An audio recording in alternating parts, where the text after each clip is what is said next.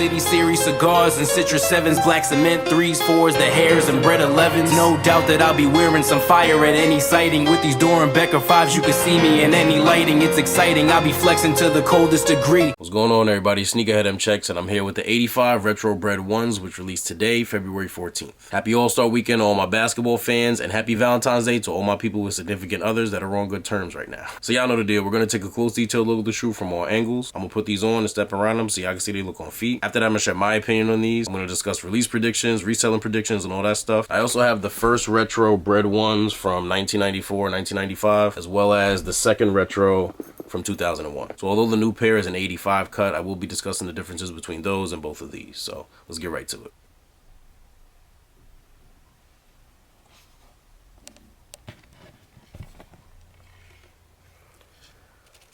Toes got that 85 retro shape and cut. Come with black and red laces. Both come in the shoe, as you can see.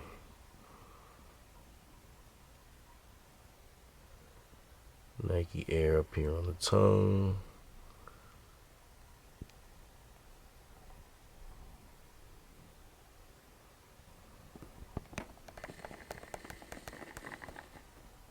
They come with this hang tag with Jordan on the front and the iconic Jumpman pose wearing the black toe ones. The same hang tag that the other 85 retros came with.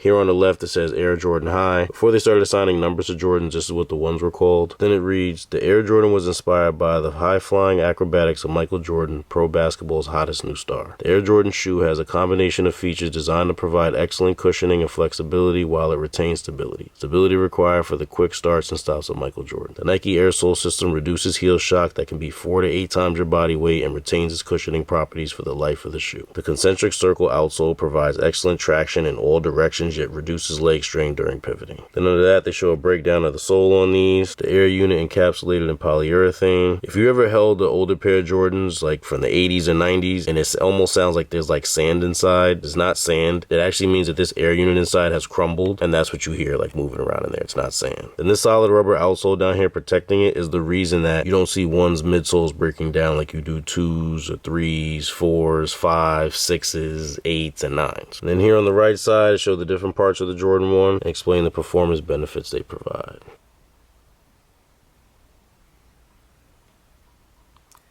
(1985) inspired midsole that kind of curves in a bit more and has a different grain pattern.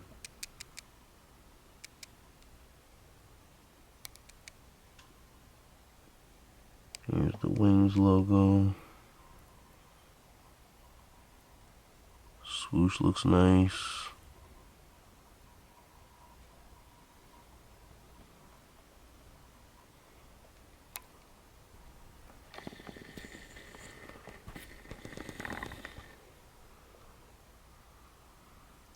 The leather on this is really smooth and tough. It's like mad firm. Definitely gives them a nice, neat look. I like that. Well, look and feel, because, you know, I know how they look, but they definitely feel nice and sturdy. The back looks really short in my opinion. They almost look like mids from back here. Collars are pretty thin as well. But yeah, they definitely should have made this part taller. Like, this part right here just looks way too short. And then the sole kind of comes up a bit here. You see how there's a little gap between the red and the box. You can see like on the 94, 95 pair, it's a little bit more attached to the surface, whereas like these are coming up a little bit.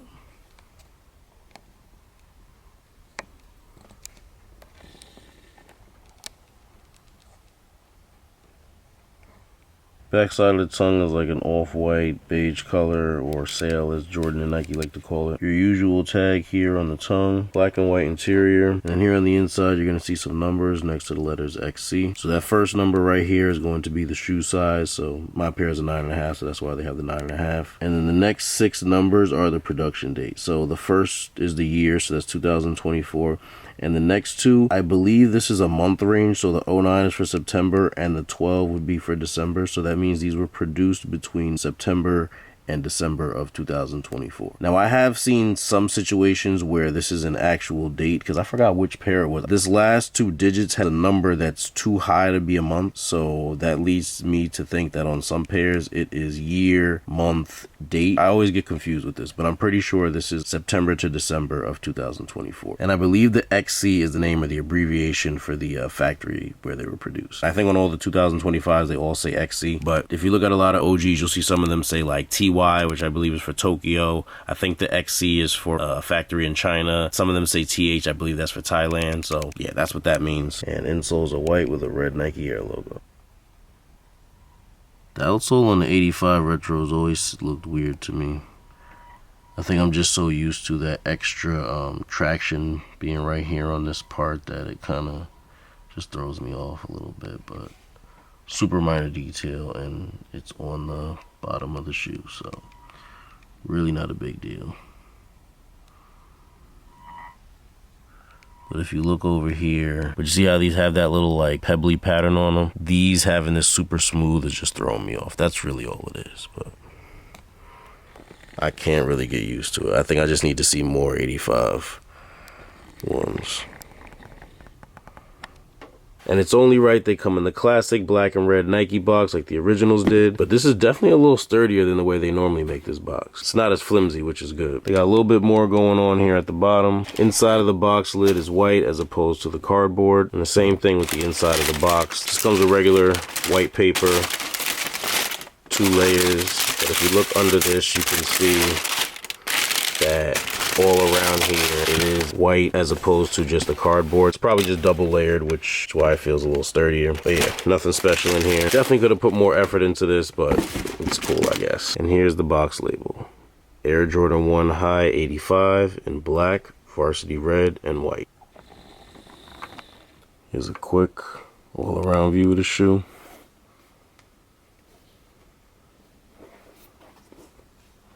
I know, see they look on feet. I'm back on my shit, getting revenge now. When I love it, it's dead fun. Man of my word, if I talk about it, then I'ma go get what I said done. Give me a beat and I'ma go Danny, yelling to write some red rum.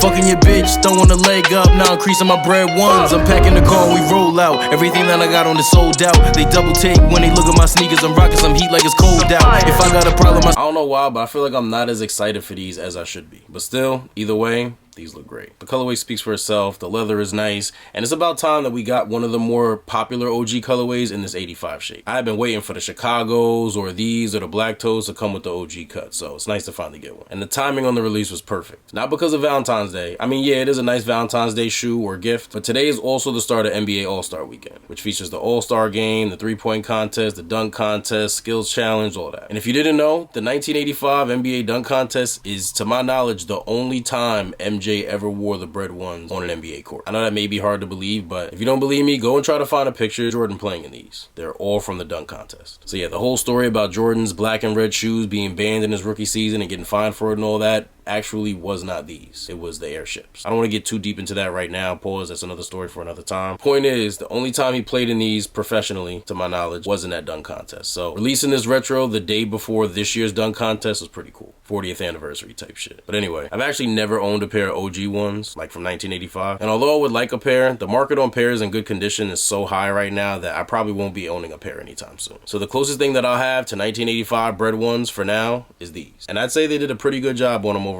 as a retro. I do think they should have made them a little bit taller though, like towards the back like I was saying earlier, because just look at how short this looks right here. Looking at them from the front doesn't look off, but from behind, they almost don't even look like high tops. And I don't mean to get too carried away with little minor details like that, but I can't help it. Not on this release. Because I don't know if y'all know, or if y'all forgot, or if y'all thought they was playing, but retail for these bitches is $250. That's a $50 upcharge from what the 85 retro ones usually retail at. And I know there's inflation everywhere. I know other Jordan silhouettes have gone up recently as well, but they usually go up in like $10 increments, maybe 20 at the most, and that's a rare occasion. It's usually $10. So 50 is crazy. So I don't know about y'all, but because of that, I couldn't help but have higher expectations for these. Usually when they bumper shoes retail up that much from normal, something comes with it. So I've been trying to figure out where that extra $50 is going or what it's doing for us. Because a 25% increase in retail is crazy. Like, you can't tell me that's just inflation. It's gotta be more than that. So at first, like before I had seen these and stuff, I just figured something extra was gonna come with them. Like a really cool accessory, a special box, something. At least like a card like this came with the 94, 95 pair. At least something cool like this. Like they got,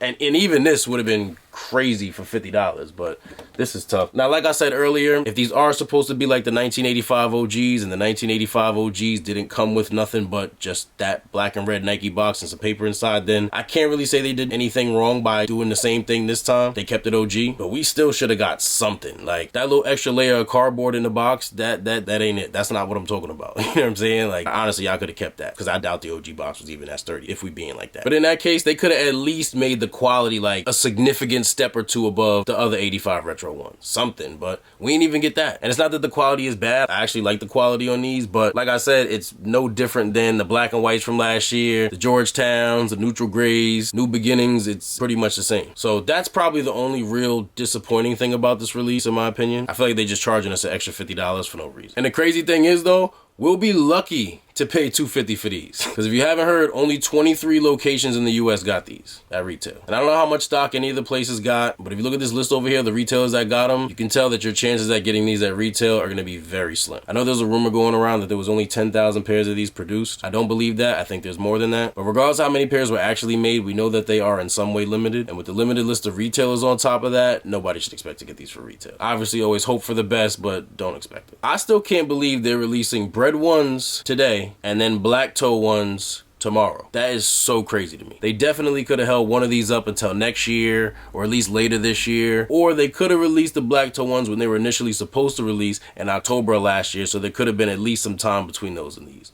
Even then, that was still kind of close for two huge Jordan OGs like that to be re-released. I really feel like they should have got their own years, to be honest, but they could have did these in February and the black toes in like November, December for the holidays this coming year or something. But in the same month is crazy. Back to back like that is outrageous. Only good thing about that is once you take your L on these, if you don't want to pay that resale for them, you have an opportunity to get black toe ones tomorrow, which I feel like for a lot of people who would have normally been like, damn, I need the Breds, I'm gonna pay the resale. I feel like there's a large portion of people that are gonna be like, you know what, I normally would pay that resale price, but I can get black toe ones, so let me settle for that. And then you can get the black toes most likely for retail. They're not these, but they're cool. They're a nice second place prize. Market on these is between $350 and $550 right now, depending on size. A lot of people are trying to figure out if that price is going to continue to go down like it has been over the past like 2 weeks, or if we're around the lowest price point now and should expect these to go up going forward. Personally, I don't see them going too much lower than what they've already gotten to. If this was a general release, I'd have more confidence in the prices going down after we get away from release day. But I think they're going to stay pretty stagnant for now and slowly go up over time. I know some people think they'll be a good hold. I could see that, but I'm not feeling it enough to try. If you get these to resell, I think you're probably better off selling them now while they have the most attention and you can really get market value for them. But if you're feeling lucky and want to hold them, I get that too. Now, because I like these, I will be keeping this pair. And because I have such a strong nostalgic attachment to both of these, I won't be getting rid of either. So in the event where my crazy ass keeps 3 different releases of the same shoe, let's see how the new pair compares to the first 2 retros. So in comparison to the 94-95 release, the 94-95 had the suede swoosh on them and it's leather on these. You see the grain pattern on the midsole is a little different. The collars on the new pair is a lot thinner. The back of the tongue on these has that beige off-white color, but on the 94-95s it was black. The new pair comes with both black and red laces. The 94-95 just came with black. Slightly different outsoles, very minor stuff like this little circle smaller here on the new pair. There's like no grip on this part, whereas like these have it. The new pair comes with the OG hang tag. 94-95s don't, but they come with a crazy box with the card inside, and the shape is slightly different. In comparison to the 2001 pair, they have different hanging accessories. This has the card, this got the metal Jumpman. The 2001 pair also has a suede swoosh, and this one is leather. The cuts and shapes on these are noticeably different. The 2001 pair has a more vibrant shade of red. 2025 came with the black and the red laces, and 2001s just come with black. Once again, the different midsole pattern. The outsole, similar but different. Like I said, the circle is smaller. There's less traction on this part. The tongue on the new pairs is beige off-white color. On the 2001 pair, it's black and numbered. Insole on the new pair is white with a red Nike Air logo. Insole on the old one pair is black with a red Jumpman. So leave me a comment, let me know how you feel about these and if you think it's worth it to cop. If this video is helpful or informational in any way, I really appreciate if you give it a thumbs up. And if you're interested in more reviews like this or any other sneaker related content, please do us both a favor and subscribe to my channel if you haven't done so already. Once you subscribe, make sure you tap that little bell icon next to the subscribe button and select all. That way when I put a new video out, you'll get notified and you won't miss out on anything. Thank you all for watching. Everybody please stay safe and healthy out there, and I'll see you next time.